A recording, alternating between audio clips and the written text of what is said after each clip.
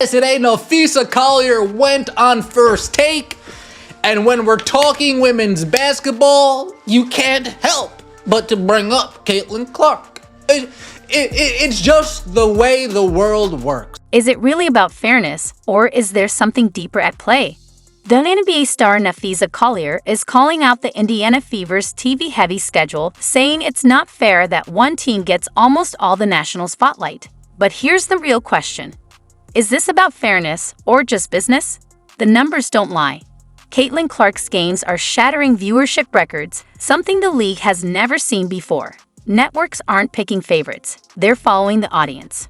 By the end of this video, you'll understand exactly why Collier's fairness argument misses the bigger picture of how sports broadcasting actually works. Let's break it down.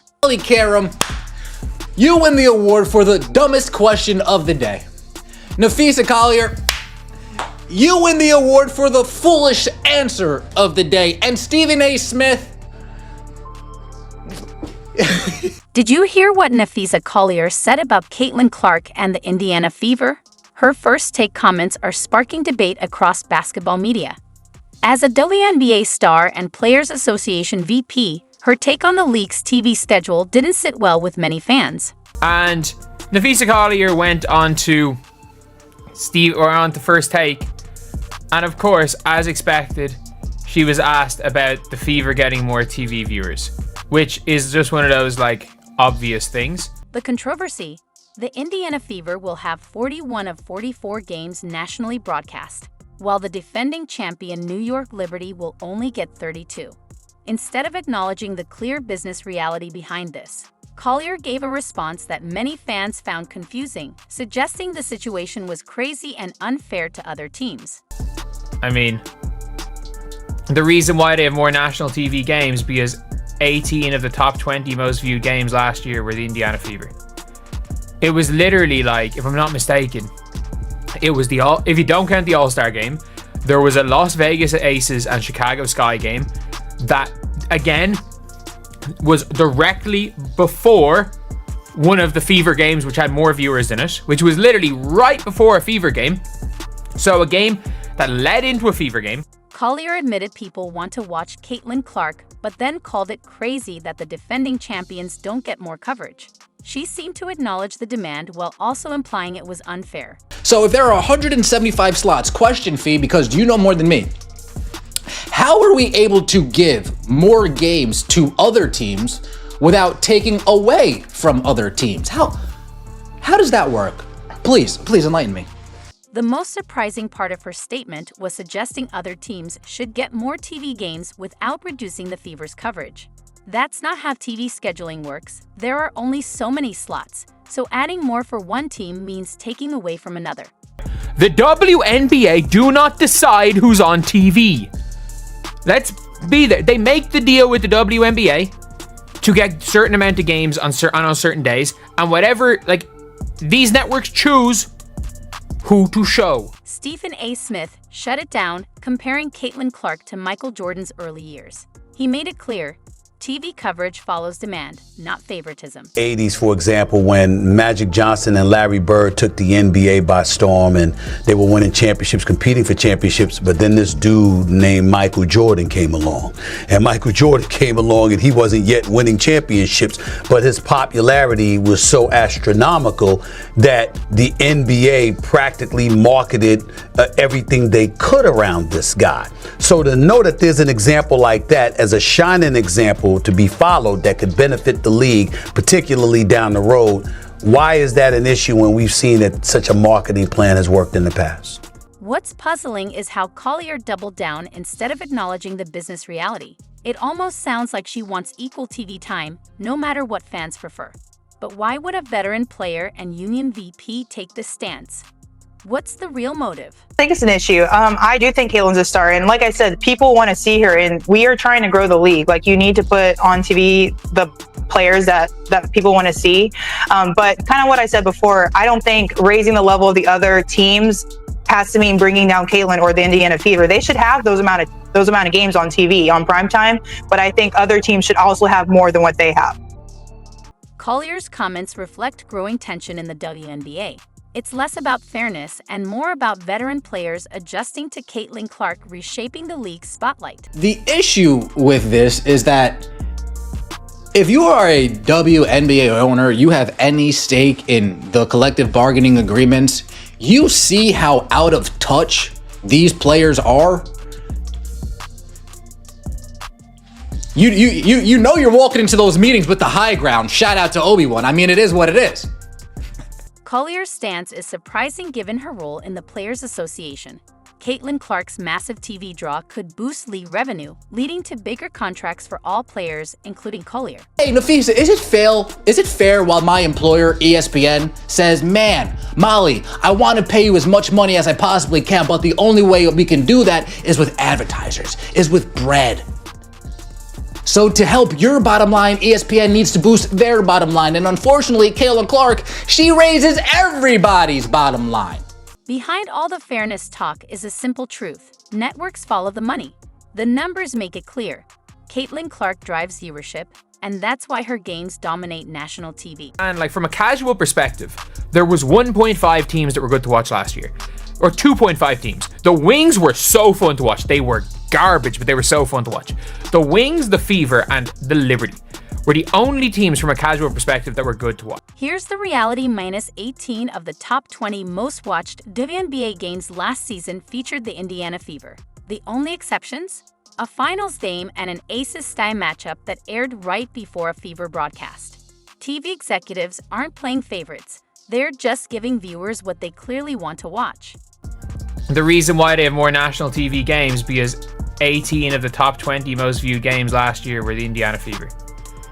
It was literally like, if I'm not mistaken, it was if you don't count the All-Star game, there was a Las Vegas Aces and Chicago Sky game that, again, was directly before one of the Fever games, which had more viewers in it, which was literally right before a Fever game. The difference isn't just noticeable, it's massive. Caitlin Clark's games routinely draw over 1 million viewers, while most other WNBA games struggle to hit 200,000. That's a 5x multiplier. If you were a TV executive, would you pick 200,000 viewers or over 1 million? Game that led into a Fever game. No other time when the Sky played the Aces, but the one that led into the Fever game, and it was Game 5 of the finals. That was literally it. They were the only games that had more viewers than Caitlin Clark.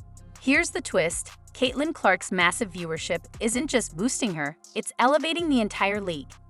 Every player who shares the court with her is getting more exposure than ever before. This isn't a zero-sum game, it's a rising tide lifting all boats. And it's not like these teams or players are making more from their games being shown on TV. The more games these networks choose to show, the more money they all make.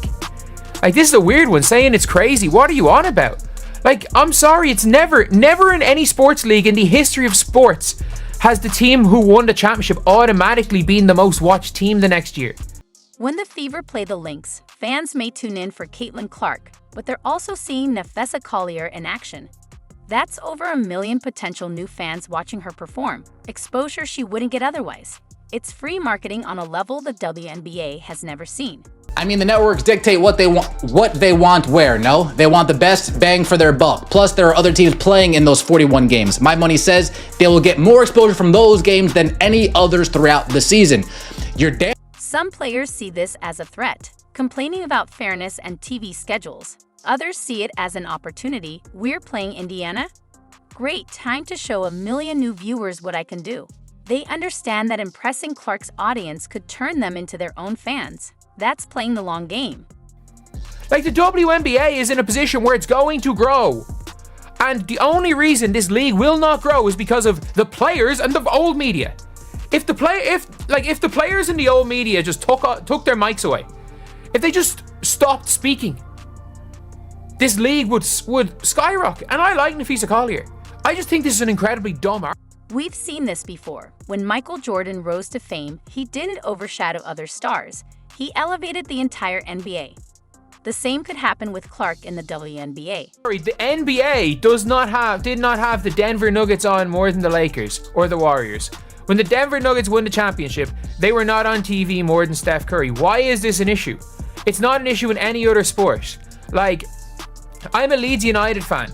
No matter what, Leeds United are going to be on TV more than any other team in the championship, no matter how or good or bad. Let's talk money. Right now, the WNBA's TV deal is worth about $60 million a year, far below major men's sports. But with Clark's record-breaking viewership, future deals could climb into the hundreds of millions. That means bigger salaries for every player, including Collier. 41 Indiana Fever games on TV. Do you know what that also means?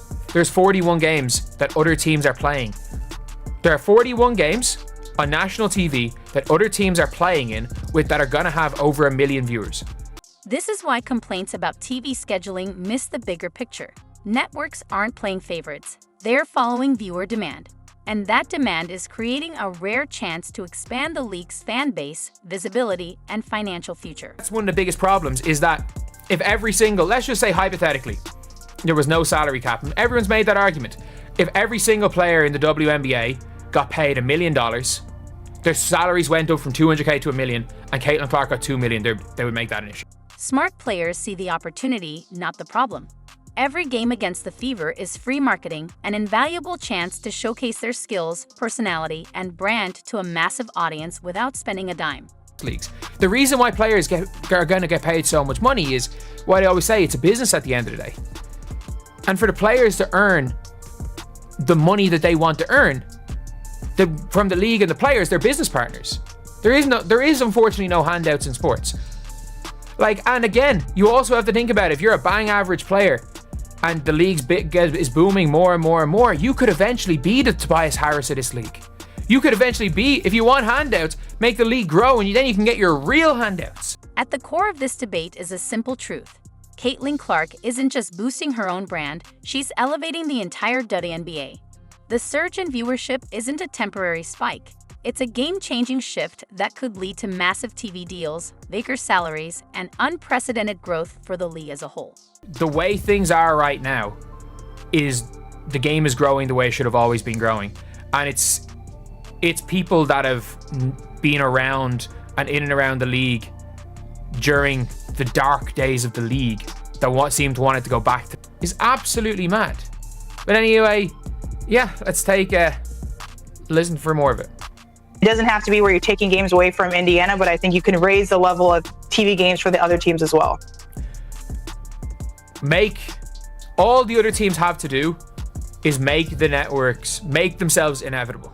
WNBA players face a clear choice: resist the change and risk stalling the league's growth, or embrace the opportunity and elevate women's basketball to unprecedented heights. The smartest players already see the bigger picture. Every nationally televised game is a chance to showcase their talent to millions of new fans. This isn't about Caitlin Clark versus the rest of the league. It's about seizing a once-in-a-generation moment to transform the sport's future.